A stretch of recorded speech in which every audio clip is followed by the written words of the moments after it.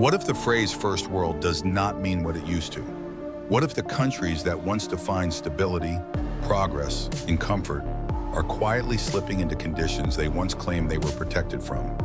People feel it everywhere now. Crumbling infrastructure, rising costs, empty shelves, service systems stretched so thin they snap, streets that look more like survival zones than cities. A growing sense that the world many were promised is not the world they are living in, that something foundational has shifted, and no one in power is willing to say it out loud. Look at the symptoms, they are undeniable. Power grids failing in countries that once bragged about technological superiority. Water systems contaminated in places that were supposed to be models of cleanliness. Major cities struggling with basic sanitation. Public transport systems collapsing under their own weight. Every sign points to decline, yet every official insists nothing is wrong. But if nothing is wrong, why does everything feel broken? People in the first world grew up with a specific promise: stability, opportunity, a rising path through life. And for a long time, those promises held. Strong economies, affordable homes, trustworthy institutions, predictable futures. Now look around. The cost of living rises faster than wages. Healthcare is a maze. Housing is unattainable. Education leaves people in debt for decades. Families that once lived comfortably now juggle 2 or 3 jobs just to stay afloat. The ground that used to feel solid now feels hollow. There is a reason people say the first world is transforming into something else. Because the gap between rich and poor widens every year. Because public services are overwhelmed. Because safety nets tear faster than they can be stitched. Because the middle class that built modern nations is thinning out like a ghost image. When the center collapses, everything collapses with it. You can track the shift through everyday experiences. Try calling an emergency service and listen to the wait times. Try renewing a passport and see how many months it takes. Try booking a doctor and see if you can be seen before your symptoms get worse. When systems fail quietly, society fails loudly. Yet the blame always falls on the public, never on the architects who let the foundations rot. Now look at the cities, the places that were once symbols of modern achievement. Skyscrapers, transit lines, lights that never went dark. They were built to signal progress. But now many look like warning signs instead.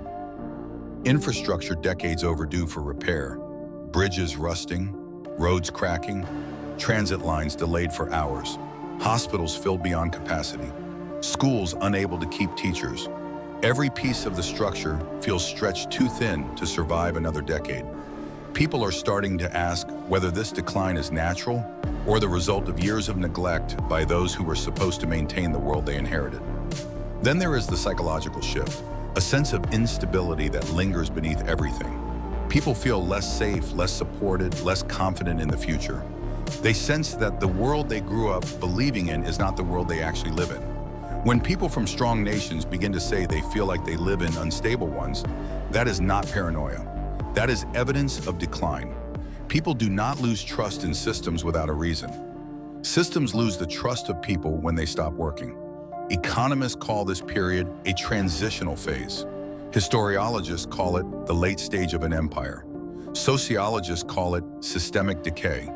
But the average person calls it something much simpler. They call it unfair. They call it unsustainable. They call it a betrayal of everything they were told about how their society works. Because if the first world is becoming the third world, then the illusions that kept people calm are fading. You see it in the markets. Prices rise, essentials shrink, savings evaporate. No matter how hard people work, they struggle to maintain the life their parents had. Generations that should be thriving are instead drowning in costs that never rise in balance with their incomes. This is not normal. This is not progress. This is a sign of regression. Technology was supposed to make life easier. Instead, it became another tool to widen the divide. Automation removed jobs faster than new ones were created. Digital systems replaced human service. Algorithms replaced accountability. And everything became more expensive, more complicated, more fragile. When people lose meaningful work, they lose stability. When stability disappears, fear takes its place.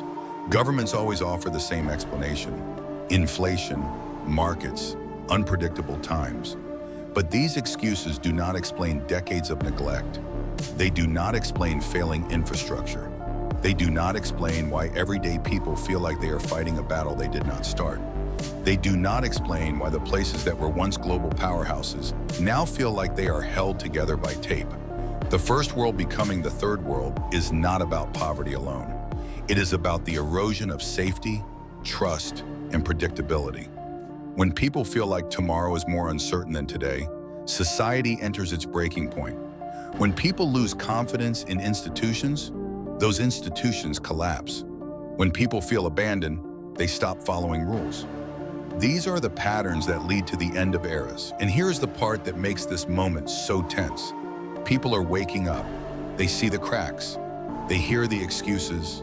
They know the decline is not temporary. They know the world is shifting in a direction that leaves them behind. They know that the promise of a strong society depends on a structure that is no longer being maintained. If the first world becomes the third world, it does not happen because of one event. It happens because of 1,000 small failures that stack on top of each other until the weight becomes impossible to ignore. It happens when the people in charge forget that society requires constant upkeep. It happens when the ones with power choose comfort over responsibility. It happens when no one admits how bad things have gotten until it is too late. Travelers already see the similarities. Crowded hospitals, broken transportation, streets filled with desperation, wealth concentrated in pockets while the majority struggles. The signs are unmistakable. The world many believed was permanent is now dissolving in real time. You can debate why this is happening. You can debate who is responsible. You can debate how much longer the structure can survive before something gives. But the one thing no one can deny is that the shift is happening. Fast, loud, unavoidable. And the people who sense it first are always the ones who pay attention.